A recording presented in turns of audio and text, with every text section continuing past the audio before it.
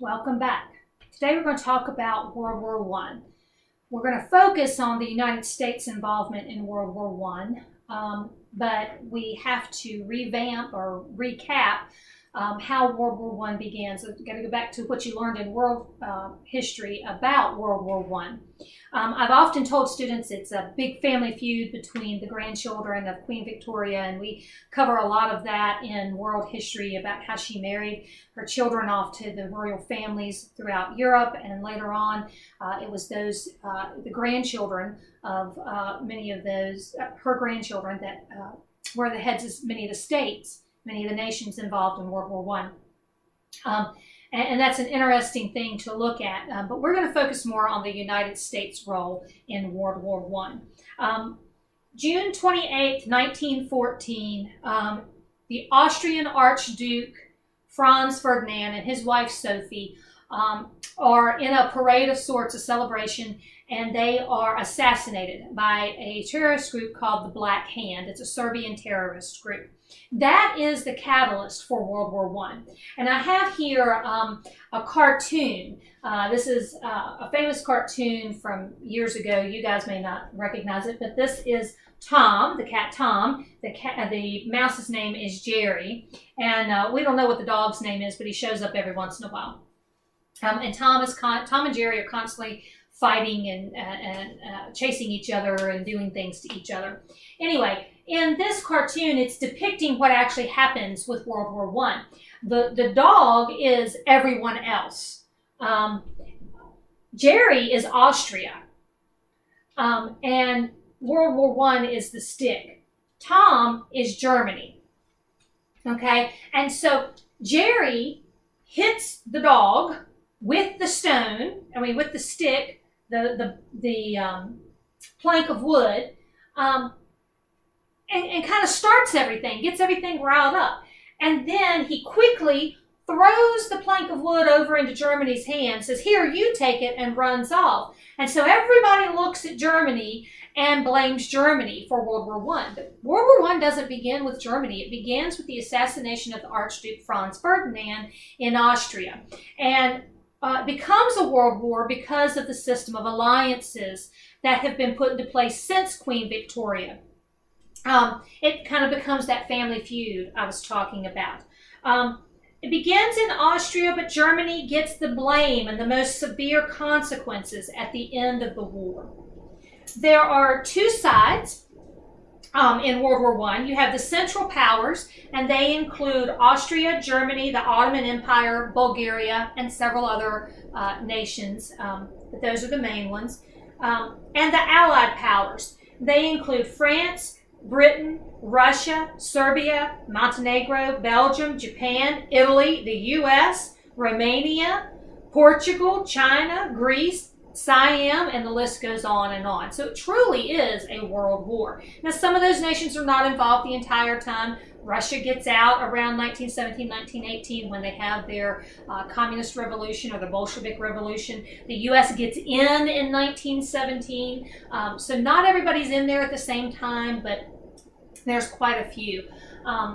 So when you're thinking of how World War I actually begins, think of this cartoon. It begins with Austria, but it's going to end with Germany getting most of the blame. So we're going to focus, though, on the United States' involvement in World War I. And the first thing we have to do when we're talking about that is talk about the election of Woodrow Wilson. The election of 1912. And we ended our talk about the progressive era with this election. And we talked about how Roosevelt had handpicked Taft at the end of Roosevelt's second term of office. He had handpicked Taft to be the successor. He put all of his weight behind Taft. Taft wins that election. But then Taft breaks away from some of the things that Roosevelt had done. Roosevelt doesn't approve of the job that Taft has done, and he feels like he's been personally attacked when Taft goes after U.S. Steel because he had approved the deal with U.S. Steel. And So there was a rift between Roosevelt and Taft, and Roosevelt challenges Taft for the Republican nomination for president in 1912. Taft, however, is the head of the Republican Party because he is the president, he's the incumbent, and the Republican Party gives him the nomination. Teddy Roosevelt then creates his own party, the Progressive Party or the Bull Moose Party, and gets that nomination for president, and he runs against Taft.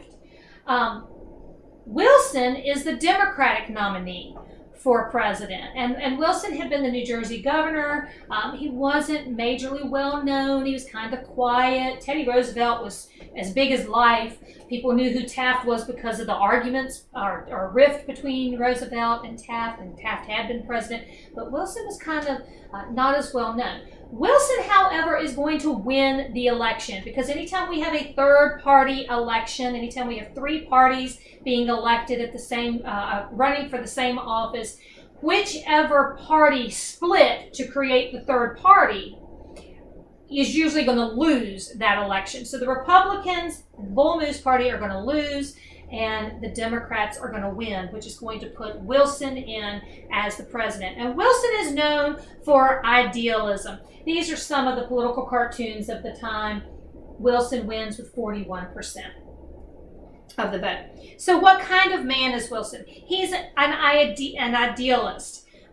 He's a Southerner. He was actually born right here in Stanton, Virginia. You can go to Stanton, Virginia, where the Frontier Culture Museum is, and his presidential library is there. You can tour the house he was born in, and the library is attached to that. He was an intellectual. He was a scholar. He was read a lot, was very well educated. He was a moralist. He believed in morality and doing what was right. He was a progressive. He did agree with a lot of the progressive movement's ideas. He was a lawyer, and he was an idealist. An idealist means that he said, ideally, this is how things should be. This is how it would be if the world were perfect and everything was the way it should be. And that's what he strove for. Okay, so August of 1914, war begins. World War I begins. Now, in June, the Archduke is assassinated.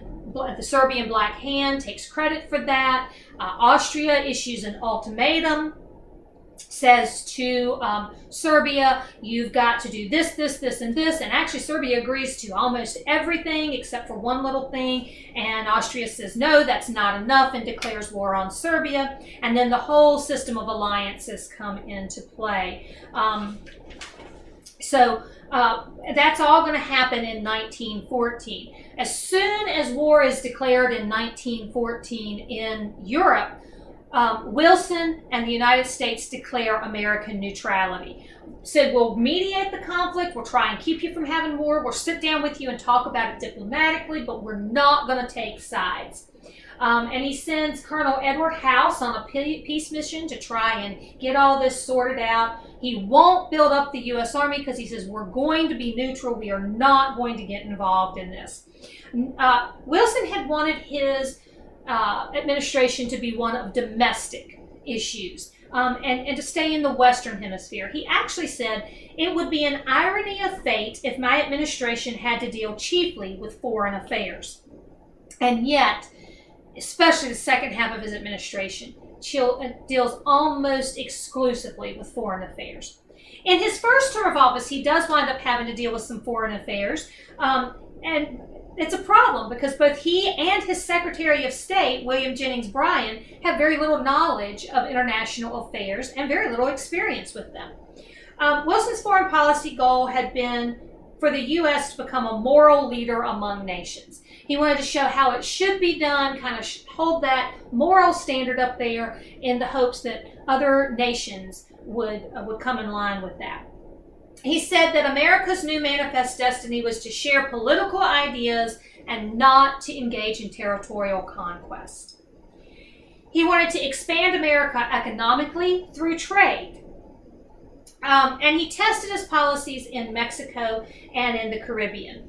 Overall, though, the United States was an isolationist nation. We wanted to be left alone. We were going to deal with our issues, our needs. We were going to take care of our business, and everybody else was kind of on their own. Okay, so how did this whole web of war come about? Well, Austria's heir is assassinated by the terrorist group. Serbia is blamed because the terrorist group was Serbian. Austria demands Serbian submission. Serbian agrees to just about everything, but Austria is not satisfied and declares war on Serbia. Russia then mobilizes to protect the Balkans from an Austrian threat because the Balkans are near Serbia. They're kind of in danger now. So Russia mobilizes, just kind of get into place to be there as a buffer zone, as a protector for the Balkans. Germany was Austria's ally, and when they see Russia start to mobilize, Germany is obligated to come in and help Austria, and they mobilize. They demand to know what the intention is of Russia, and they mobilize their army. So now you've got Austria, Serbia, Russia, and Germany are all mobilizing forces. The French see the German mobilization, and they interpret that as aggressive. They were also allies with Russia. So the French began to mobilize. Excuse me for just one moment.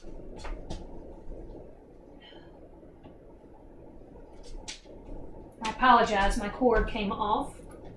We're going to lose the PowerPoint if I don't get it back on.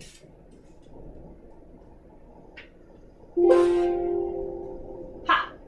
Success. Okay. So now we have Austria, Serbia, Russia, Germany, and France all mobilizing. The French mobilization is seen as aggressive by Germany, and so they declare war on France, and now the ball's rolling. It's just snowballing from there. Now Germany, von Bismarck, who was one of Kaiser Wilhelm's most trusted advisors, they had been planning for a two-front war. Not necessarily because they were going to declare war, but Kaiser Wilhelm and von Bismarck were about territorial expansion. And so they had a plan for a two-front war. But their plan required them to go through Belgium so that they could quickly crush France and get back to helping Austria and dealing with Russia. So they request permission from Belgium to come through Belgium to march on France. Belgium is neutral, and Belgium says, no, nobody can come through here. We're going to be neutral. We're not taking sides. Germany is inclined to ignore Belgium's denial and protest. Britain warns Germany that it will protect Belgium's neutrality, and Germany should not invade through Belgium. But Germany invades through Belgium anyway, which then sets Germany and Great Britain at war with each other. Again, Wilson proclaims neutrality for the U.S. There's a problem with neutrality, though. The United States is a melting pot. Immigrants from multiple European nations have come here, and so the citizens of the United States have divided loyalties. Germans are siding with Germany. British are siding with the Allies. The Irish are actually siding with Germany because they don't like the British. And so there's a bunch of different loyalties being divided up. Also, there's an issue with trade. The United States traded with the Allied powers and the Central powers.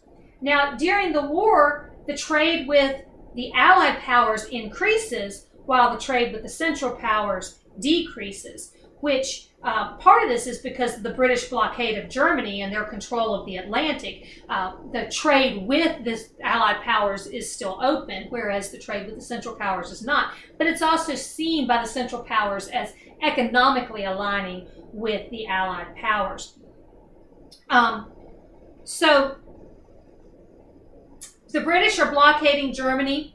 The Germans are going to use submarine warfare to deal with this, and we're going to talk about that in just a minute. One other problem with neutrality, however, is that Wilson actually allows American loans to be given to the Allied powers. so that trade can keep going.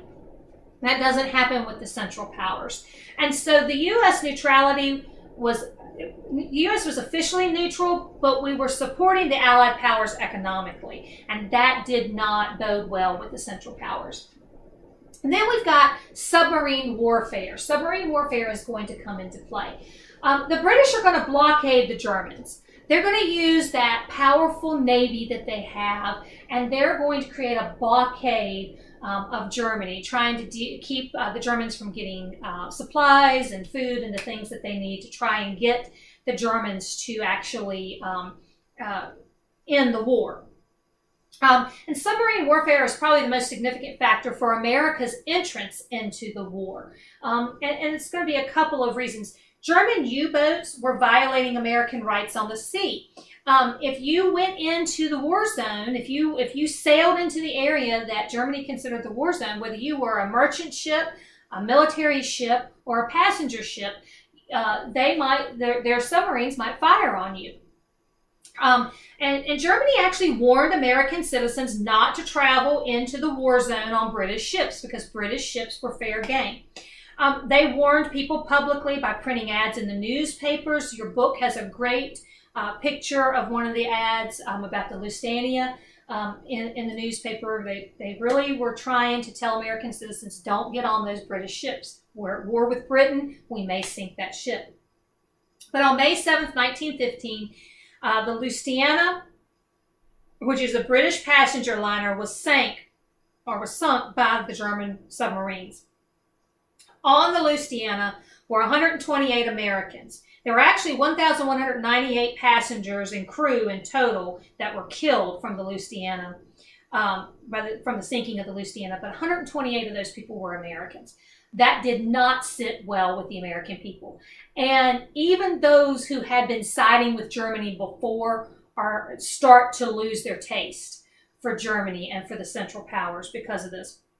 Wilson demands the German apology, but declines to fight. He says, I'm not going to go to war over this, but you do owe us an apology. Now, he has critics within the nation, and they say that he's too proud to fight.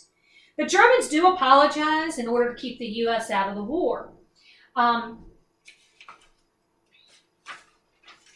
The U.S. doesn't immediately go to war over the sinking of Lusitania, but American attitudes towards the Germans are going to begin to change.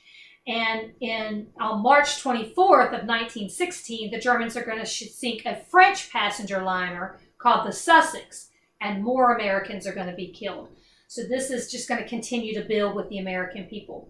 Wilson warns Germany at that time that another attack on a passenger or merchant ship would break diplomatic ties between the U.S. and Germany and would probably lead to war. It's called the Sussex Pledge. And Wilson is hoping that by issuing this ultimatum, it will get Germany to stop using its U-boats, its submarines, to fire on merchant and passenger ships. He's saying military targets are fine, but you've got to leave the merchant ships and the passenger ships alone. Americans may be on there, and if you keep sinking those, we're going to have to sever diplomatic ties, and we may have to go to war. It's called the Sussex Pledge, and it keeps the seas quiet for a time. As I said, he received some criticism for this. He says he's too proud to fight, or at least he's too proud to fight in Europe. Now, in Mexico, it's going to be a little bit different. Mexico is in the Western Hemisphere. There's the Monroe Doctrine to be considered. This is a market that we want to open up to the U.S. We talked about some of this in the last lecture about the attempts to open up the markets in Central and South America and how that doesn't work too well. But Wilson does intervene in Mexico's revolution. He sends General Pershing down to try and get involved in the Mexican Revolution that's going on in Mexico. It's not very successful. So in the election, I'm not going to talk about the Zimmerman telegram quite yet. 1916 comes, and it's time for Wilson to be reelected. And he has the critics that come against him with this too proud to fight. But most of America is still isolationist. They don't like what the Germans have done. They don't like that Americans have lost their lives, that the seas have been kind of quiet. The Sussex Pledge seems to have taken care of that, and they don't want to get involved in a war. They don't want to get involved in Europe. And so Wilson's campaign motto is, "He kept us out of war." And that wins him re-election in 1916. He is renominated as the Democratic candidate. The Republican candidate is Charles Evans Hughes. Wilson uses the slogan, "He kept us out of war." Now, in the East, there was some war fever. In the eastern coast, or eastern part of the United States, there were people who were supporting war, and they favored Hughes. But in the West, and the South, in the West, they don't want war, and Wilson wins the election, and he wins it because he had kept us out of the war. Little did they know that not too long after that, America would be in war within the next year. So how does America get involved? Well, the war had been a stalemate. Mass-produced weapons were equaling mass-produced death. Neither side was gaining an advantage. In the Somme campaign, that's a perfect example. July 1st of 1916, the British, in that one day, had 80,000 casualties. That's the bloodiest day in modern history. And so mass-produced weapons were mass-producing death, and nobody was getting anywhere. Wilson was still afraid that America would be drawn into the war, and so he issues a declaration. He says there needs to be peace without victory. So that's the only solution to this thing, is that there needs to be peace without victory. Now, the European nations had suffered massive losses, 80,000 casualties in one day for one nation. They weren't willing to have peace without victory. No victory meant that these people had died in vain. At least in their eyes. And so they were not ready to hear anything about peace without victory. So that's not an option for them. Germany sees the only option as ramping up the fighting. And so they declare unrestricted submarine warfare. Unrestricted submarine warfare means anybody that is in the water, in the war zone water, anybody who is trying to violate a blockade, anybody that they encounter, is fair game. They're firing on any British ship, any French ship, anybody who is taking goods or supplies to them. There are no restrictions on who can be fired upon. When Germany declares this, they say all ships in the war zone are fair targets. Passenger, merchant, or neutral ships could be attacked. Wilson then severs diplomatic ties with Germany because of this, but does not declare war yet. That was in February of 1917. In March of 1917, something comes to light. It's called the Zimmermann Telegram, and it is sent by the German Foreign Minister, Arthur Zimmermann. He is attempting to secure Mexico's help if the U.S. enters the war. Germany has declared unrestricted submarine warfare. The U.S. has severed diplomatic relations with Germany. All it's going to take is for Germany to sink one more ship that has an American on it, and that American to lose their life. And more than likely, the U.S. is going to get into the war. Germany doesn't want to have to try and fight the U.S. as well. And so their idea is to get a hold of Mexico and get Mexico to partner with them. Mexico would invade or would come into the United States territory and engage the U.S. in battle and in war in order to keep the U.S. out of Europe. In exchange, Germany would help Mexico out with weapons and supplies and money. And then when Mexico and when the Central Powers win, Mexico would get back some of the land they had lost in the Mexican-American War. They would get back Texas, Arizona, and New Mexico. The telegram, however, doesn't make it to Mexico. It is intercepted in Great Britain. It's kind of funny how it's intercepted. The telegram is actually sent through Western Union. Western Union's hub office was in London, England. So naturally, when this comes through, when this telegram, it's done on the telegraph, when the message comes through to London, England to get sent on to Mexico, the person taking the telegraph, he's going to understand what it says. And when he reads it, he's going to know he's got something, and he turns it over to the government officials. They do not quietly send it to the U.S. because if they quietly send it to the U.S., Wilson can get away with not doing anything. He can just kind of keep it under wraps. The American people won't know about it. He doesn't have to declare war. Instead, they publish it. They put it out there. They make it public knowledge. This angers the American people. Not that it's been published, but that Germany would try this. They've already sunk the Lusitania and cost American lives. They've sunk the Sussex and cost American lives. And now they're trying to incite Mexico to invade and go to war with the U.S., and assuming that Mexico would win and already giving spoils of war back to Mexico. 2 weeks after the Zimmermann telegram becomes public, German U-boats sink 4 American merchant ships. So now there's no going back.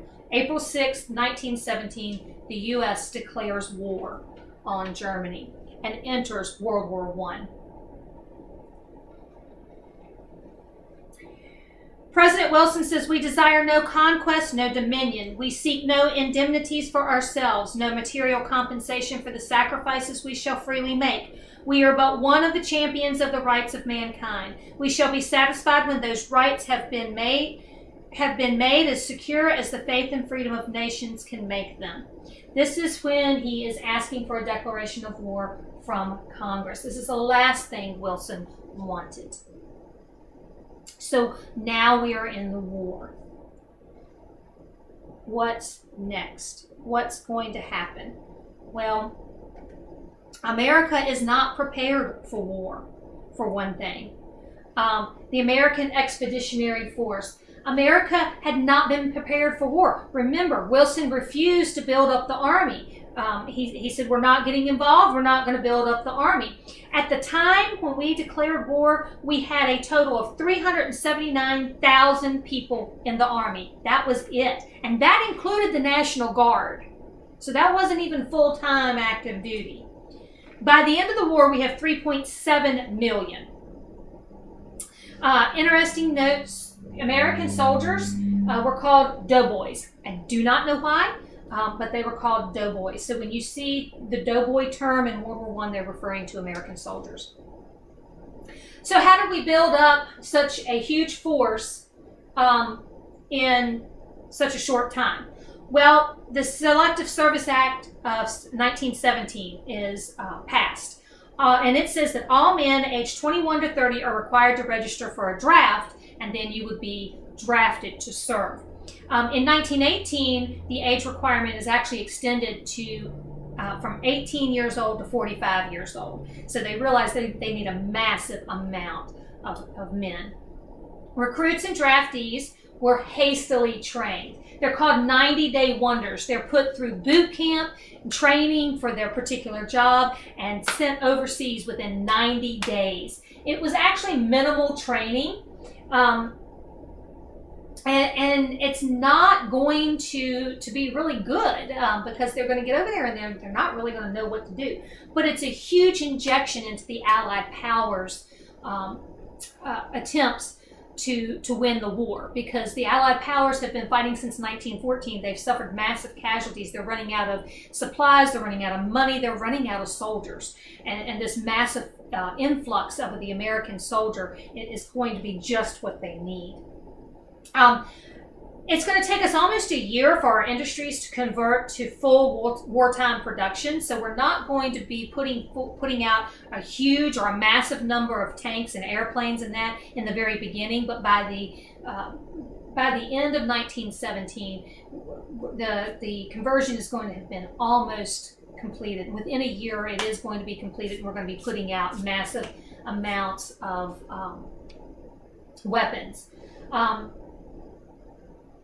by 1918, we have a modern military force with tanks, bombers, and artillery. So what happens? Well, when we wind up getting to France, march into France. Our first troops get to France. John Pershing, General John Pershing, is the commander of the American Expeditionary Force. He arrives with the American troops and he proclaims, "Lafayette, we are here." And he says that because the French had helped the Americans with the American Revolution, and in Pershing's mind, we were repaying a debt to them. So we get over there, and Pershing, there's a lot of pressure that he gets from the Allied leaders, and he says, "Look, I can't do that. I have to be independent. I have to command the American troops by myself." And his troops were green; they did not have a lot of experience, and he had to deal with them by himself. So let's talk a little bit about the American economy. Well, let's talk about the 14 points that Wilson said needed to happen for there to be peace without victory. He said, we're not trying to decimate anybody. We're just trying to come about with peace. And so he says, peace without victory is what he had proposed. Now, this changes after America gets involved in the war. Once America gets involved in the war, we want victory. But before that, peace without victory, what did it mean? Well, he had 14 points. Wilson had 14 points. And if we had more time, we'd actually look at the 14 points and decipher them and list out what all 14 are. We don't have time for that, so we're just going to hit the major ones. He said that there would be no secret diplomacy. You couldn't make secret alliances and that with each other. He said that the seas would have to be free. There'd be no more domination of the seas. They were free for everybody to use. National self-determination. He said all these nations that were being swallowed up by imperialism and colonization, that they had to be allowed to determine what kind of government they wanted. Everybody would have to reduce their arms and armaments, just enough to keep your nation safe and no more. He said there would need to be free trade, no tariffs, no obstacles in trading with each other. He said that the colonized people would have to have the basic human rights and be given the ability to exist as others. And he said that the peace had to be just, it had to be fair. And the biggest one was the League of Nations. He said, we will create an organization where all the nations can come together, and when they have a problem, when they have a grievance with each other, they can talk it out. And these are the 14 things that he said would need to happen for there to be peace. Clemenceau, who was the French leader, said even God Almighty only had 10. So he said Wilson is being way too idealistic in this. So let's talk about the home front, and let's talk about the war economy. Backyard gardens and assembly lines were where the war was fought on the home front. The government took unprecedented control of the economy. Numerous government agencies were created and put in control of the economy. Things like the Fuel Administration, the Railroad Administration, the War Industries Board, and they were all trying to provide adequate supplies for the troops and the nation. Remember, Europe had been fighting this war for 3 years. Their supplies were dwindling. The U.S. was going to have to supply not only our nation and not only our troops, but the Allied troops as well. The Lever Food and Fuel Control Act of 1917 actually created the Food Administration. Herbert Hoover was named the head of that. He's later going to go on to become president. And he uses many different organizing methods to increase food production and supply, and to make sure that the overseas troops and people are getting what they need. It's called Hooverizing, this organizational method. It becomes known as Hooverizing, and it's things like meatless Mondays and wheatless Wednesdays and that kind of thing. So that you're saving the meat, you're buying less meat and buying less wheat so that it can be shipped over to Europe for the war effort. Liberty gardens become huge. People raise their own food so that the commercial gardens can concentrate on supplying food for Europe and the troops. And people buy war bonds. America bought war bonds to help the government pay for the war. That's what this is, Liberty bonds, trying to get people to buy these bonds. It's basically a loan to the government. And within so many years, you can turn it back in with interest and the government pays you back. But this helps finance the war. And so you see, this is Baruch. He's part of the War Industries Board. He wouldn't have gotten the war bonds going and that kind of thing. Hoover is for food relief. He's going to encourage the Liberty Gardens and the Meatless Mondays and the Wheatless Wednesdays. And you've got Creel, the Committee of Public Information. He's going to get the propaganda out there, which is going to be where these posters are going to come in. Beat back the Hun with Liberty bonds. You see this really scary looking creature back here. The Woman's Land Army of America and their gardening. This is what the women can do for the war effort. You're going to see the Sedition Act of 1918 is politically, that's going to be big. It's going to make it a criminal offense to criticize the war effort. And it does this because they actually discover several German spy accounts within the nation. Anything German is going to become taboo as well. So hot dogs are going to become Liberty dogs. Sauerkraut is going to become Liberty cabbage, that kind of thing. And actually, let me go back to the Sedition Act of 1918. It's going to get challenged in the Supreme Court in Schenck versus the U.S., and the Supreme Court is going to support it. They're going to say free speech can be limited, especially during wartime, if that speech presents a clear and present danger to the national interests.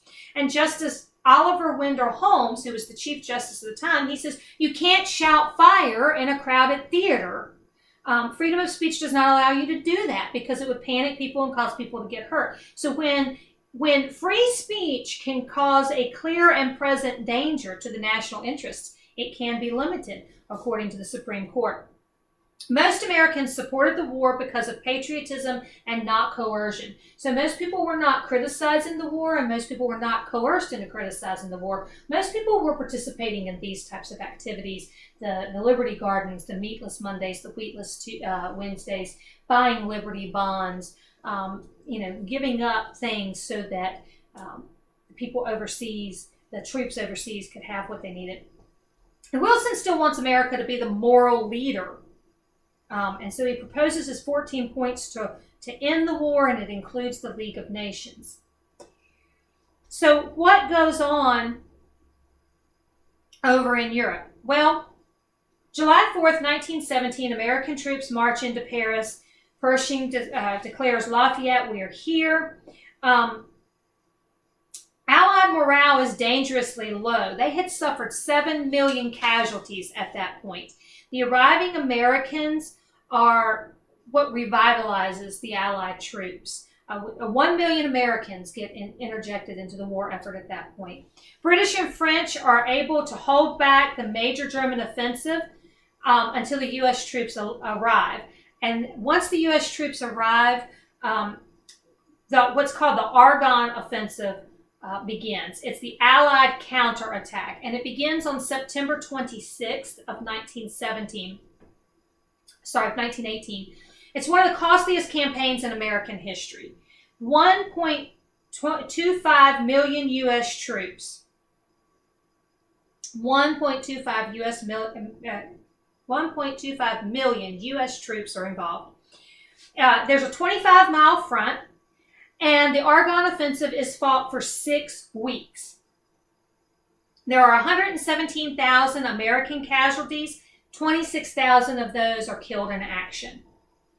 But it turns the tide of the war. You have been assigned to watch the movie Sergeant York in the next 2 weeks. And you've been given an essay to write based on that movie. Sergeant York fights in the Argonne Offensive, and he becomes the most decorated American. he becomes an American hero, Alvin York. It's a very interesting movie. I want you to watch it. It's not gory at all. Please make sure you pay close attention to that movie, because it's not just a good movie about Alvin York and his heroism. It's actually a movie about Alvin York and his conversion and his relationship with God, and his working out of his beliefs of the Bible and patriotism and war and all of these things. Because of the Argonne Offensive, on November 11th at 11 a.m., so on the 11th day of the 11th month at the 11th hour, an armistice is signed with Germany. So November 11th, 1918, at 11 a.m., an armistice is signed with Germany. That is a ceasefire. That is effectively the end of the war. Now, a treaty has to be worked out. And this slide shows you, Wilhelm, I'm a loser. Armistice is signed, Germany surrenders. So this is a huge, huge deal. So we have the Treaty of Versailles. This is going to work out the peace agreement. Now you'll notice there's the big four at the Treaty of Versailles. At Versailles, you've got David Lloyd George, who represents the United Kingdom or Great Britain. You've got Clemenceau, he represents France. You've got Orlando from Italy, and you've got Wilson from the U.S. What you do not have is Germany. Germany is not there. Each of the big four had their own goals. Wilson had his 14 points and peace. He wanted the League of Nations, he wanted the 14 points that he talked about, and he wanted peace, lasting peace. Clemenceau wanted revenge. He wanted revenge for the damage done in the war. He also wanted to reclaim the Alsace-Lorraine area that had been lost to Napoleon, or had been lost before Napoleon. And he wanted a buffer zone east of the Rhine to ensure France's security from Germany. Orlando was representing Italy. Italy had actually first been allied with Germany and had switched sides. It had switched sides to the Allied side, and it was looking for spoils of war. And it really hadn't played a huge role in the ending of the war, but they were there looking for some sort of spoils of war, some sort of territorial gain or something like that. And then David Lloyd George was from Britain, and he wanted to make sure that the British maintained control of the seas and make Germany pay for the cost of the war.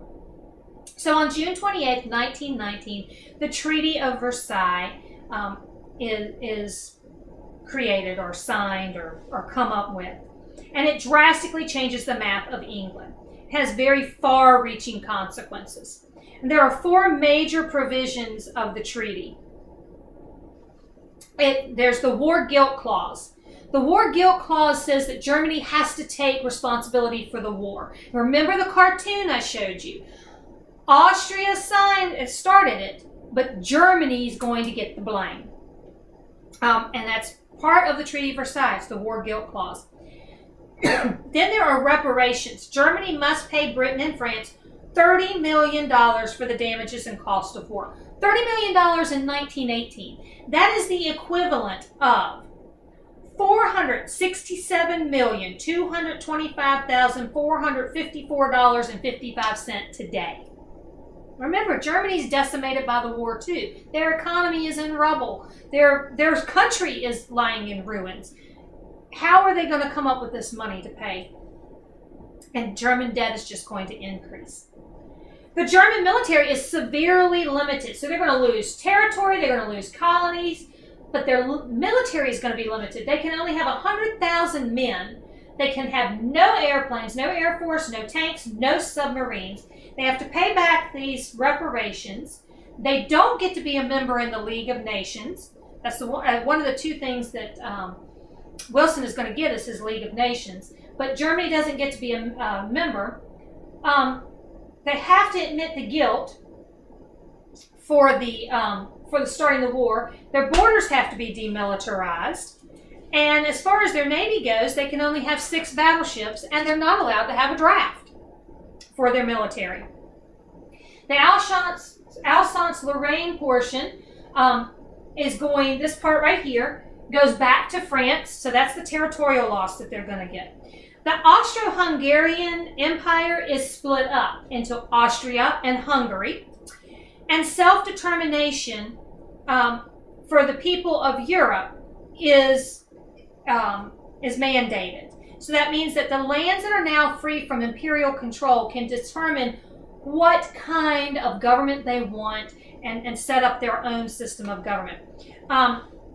And the League of Nations is going to be formed. 2 of the 14 points of Wilson's are going to make it into the treaty, and that's the self-determination and the formation of the League of Nations.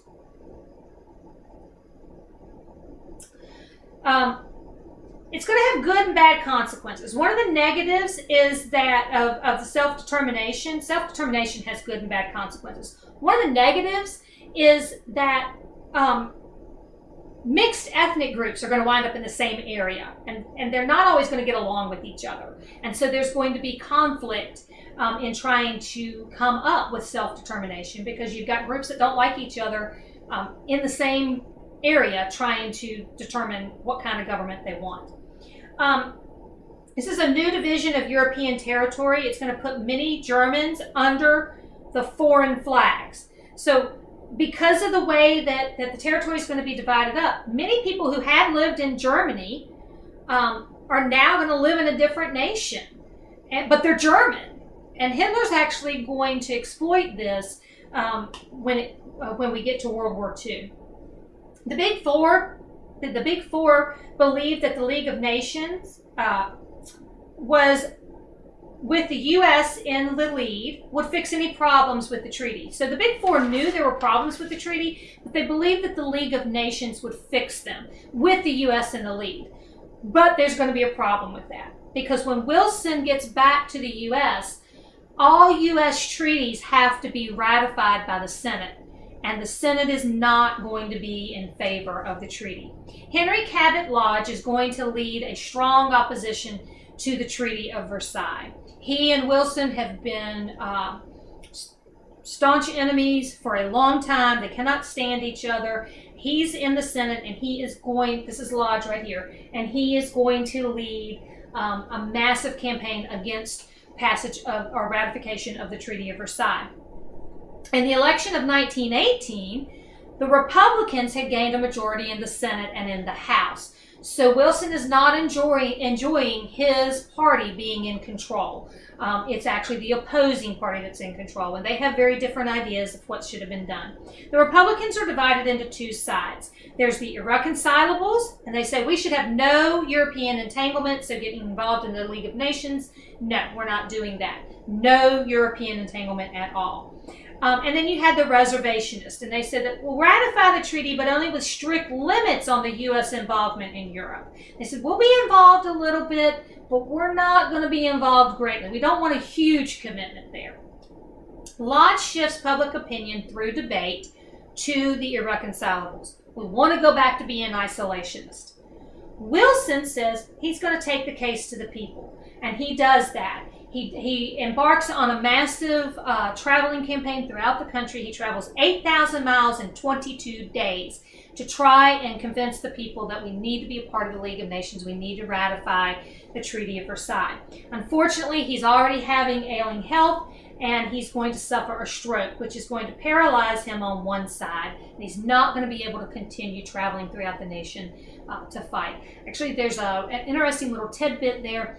He is pretty much out of commission for quite some time, and the vice president does not take over. It's actually Wilson's wife that is doing a lot of the presidential duties at the time. People just didn't know it then because we didn't have the massive media that we have today. The Treaty of Versailles is ultimately rejected by the Senate, and the U.S. does not join the League of Nations.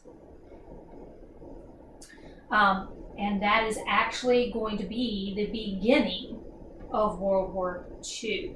World War II is just the sequel to World War I. Things that are put in place in the Treaty of Versailles and in how Germany is treated at the end of World War I sets the stage for Hitler to take control and to begin World War II. Hitler is actually going to have fought on Germany's side in World War I, and he's going to be very upset by the defeat.